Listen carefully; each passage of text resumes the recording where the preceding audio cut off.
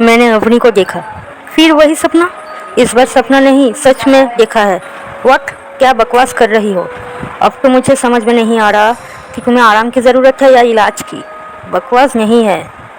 जब मैं तुमसे बात कर रही थी मुझे एक सॉन्ग सुनाई दिया, अवनी का फेवरेट सॉन्ग जो वो हमेशा गुनगुनाती रहती थी। जब मैं खिड़की के पास गई कि और साफ सुन सकूं तो किसी ने मेरा हाथ पकड़ के बाहर खींच लिया। बाहर की लाइट्स ऑफ थी इसलिए मुझे साफ दिखाई नहीं दिया, लेकिन मैं यकीन के साथ कह सकती हूँ कि वो अवनी ही थी, या ऐसा कहूँ कि उसकी आत्मा थी। जब लाइट्स ही बंद थी तो कैसे कर सकती हो तुम? हो सकता है कोई और हो। अगर कोई इंसान होता तो लाइट ऑन करते ही गायब नहीं हो जाता। मेरी चीखने की आवाज़ सुनते ही हॉस्टल की लड़की और वार्डन भी आ गई। उनके आते ही जो भी था अचानक से गायब हो गया।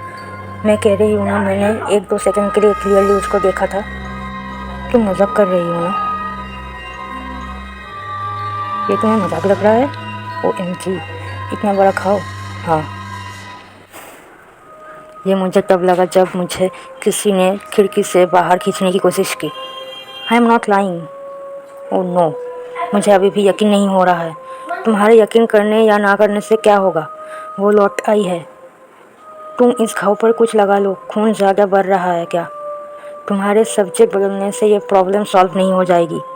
इस घाव पर तो दवा लग जाएगी, लेकिन ये आखिरी घाव नहीं है। पता नहीं क्यों अवनी की आत्मा मेरे पीछे पड़ी है। मुझे तो अभी भी यकीन नहीं हो रहा है।